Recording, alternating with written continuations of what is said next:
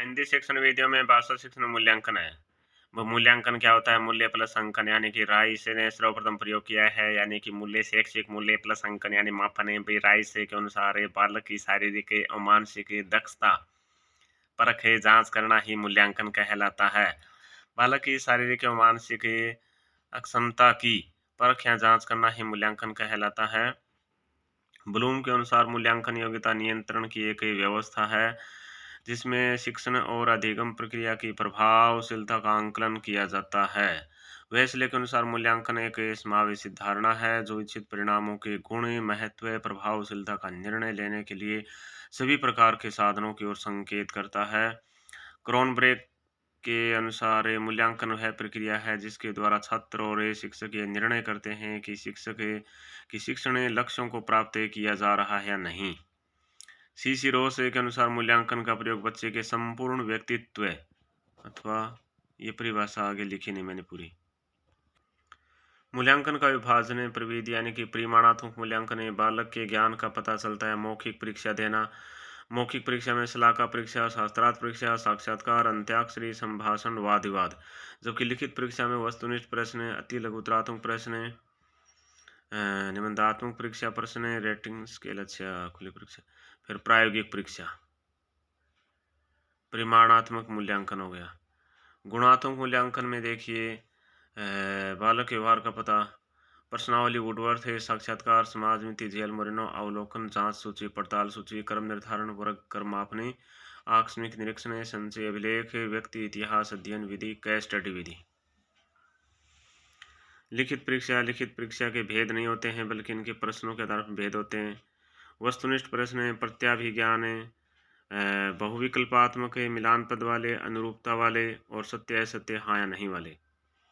प्रत्यास्मरण में रिक्त स्थान पूर्ति, विलोम शब्द, एकार्थी शब्द, अनेकार्थी, समानार्थी।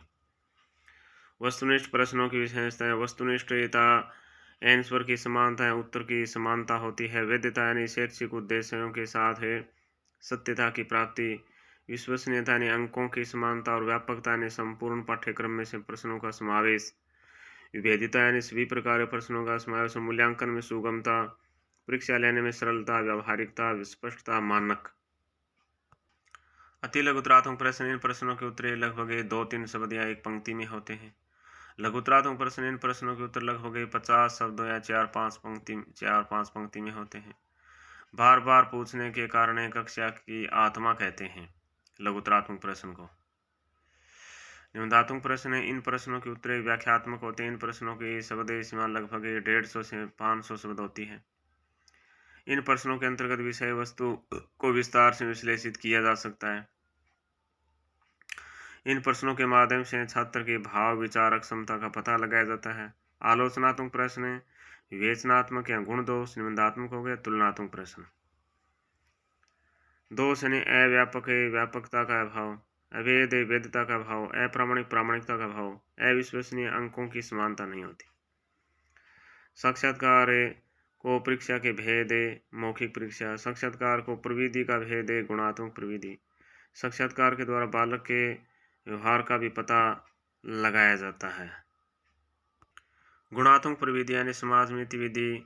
इस विधि का विकास 1936 ईस्वी में जेल मोरेनो के द्वारा किया गया। इसके द्वारा समूह में नेतृत्वशील व्यक्तियों, गुटबंदी आदि का ज्ञान संभव है। ठीक है। मूल्यांकन यानी पाठ प्लस अंतर्गत, पाठांतर्गत, बोध प्रश्न, उच्चारण, वाक्य प्रयोग, पाठ प्लस उपरांत, पाठोपरांत, पुनरावर्ती, वस्तुनिष्ठ, अति लघुतरात्मक, लघुतरात्मक, निबंधात्मक। ब्लूप्रिंट के आधार पर प्रश्न पत्र का निर्माण, नील पत्र। वस्तुनिष्ठ प्रश्न 40x1/2 = 20। अति लघुतरात्मक प्रश्न 20x1 = 20। लघुतरात्मक 6x5 = 30। निबंधात्मक 2x15 = 30, यानी कुल 100। वस्तुनिष्ठ प्रश्नों की संख्या सबसे अधिक, वस्तुनिष्ठ प्रश्नों का अंक भार सबसे कम है। निबंधात्मक प्रश्नों की संख्या सबसे कम, निबंधात्मक प्रश्नों का अंक भार सबसे अधिक। ठीक है। मूल्यांकन क्या है? मूल्यांकन एक प्रकार की आवश्यकता है जिसके द्वारा हमें यह जानने का अवसर प्राप्त होता है कि जिस उद्देश्य को लेकर बालक को शिक्षण कार्य से जोड़ा गया है क्या वह उद्देश्य पूरा हो रहा है। मूल्यांकन शब्द मूल्य प्लस अंकन से बना है, अर्थात मूल्यों का अंकित करना मूल्यांकन है। परंतु यहाँ पर यह समझना बहुत आवश्यक है कि मूल्य क्या है और मूल्यांकन का वास्तविक अर्थ क्या है। किसी भी बालक में एक विद्यालय वातावरण एवं सामाजिक वातावरण के अनुभव प्रशिक्षणों से जो गुण पैदा होते हैं उन गुणों को मूल्य कहते हैं और उन्हीं मूल्यों या गुणों को आधार मानते हुए मूल्यांकन के अनुसार इस बात का निर्णय लिया जाता है कि बालक का स्तर क्या है। इसे लिए वास्तविक अर्थों में मूल्यांकन का अभिप्राय निर्णय लेना या देना होता है। शैक्षिक प्रक्रिया एक व्यक्ति जन्म से लेकर वृद्धावस्था तक जो अनुभव प्राप्त करता है उन अनुभवों के आधार पर होने वाले उन्नत व्यवहार से संबंधित प्रक्रिया ही शैक्षिक प्रक्रिया है और इसी जीवन पर्यंत चलने वाली प्रक्रिया का अंग मूल्यांकन है। इसलिए मूल्यांकन भी जीवन पर्यंत चलने वाली प्रक्रिया है। शैक्षिक प्रक्रिया 3 सोपान। उद्देश्य शैक्षिक प्रक्रिया अधिगम, अनुभव और मूल्यांकन। मूल्यांकन क्या है? वह प्रक्रिया जिसके द्वारा विद्यार्थी द्वारा अर्जित ज्ञान का ही नहीं अपितु शिक्षण के उद्देश्यों की प्राप्ति व शिक्षण पद्धति के प्रभाव की जांच संभव होती है। ठीक है।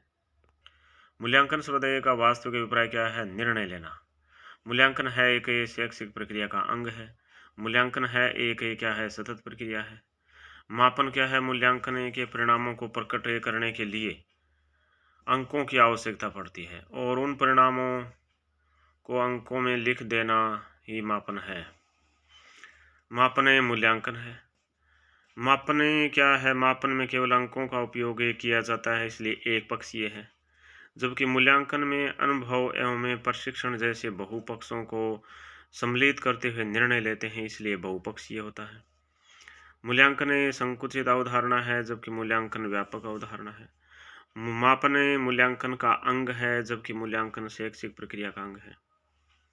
मापन यह सब विशेषताएं संभव नहीं है, जबकि मूल्यांकन में वैधता, वस्तुनिष्ठता, व्यापकता एवं पक्षपात रहित होने की विशेषता पाई जाती है। ठीक है। इनमें से कौन सा कथन गलत है? मूल्यांकन सतत एवं व्यापक है। मूल्यांकन सतत एवं मापन समय विशेष की प्रक्रिया है। मूल्यांकन शैक्षिक प्रक्रिया का, जबकि मापन मूल्यांकन का अंग है।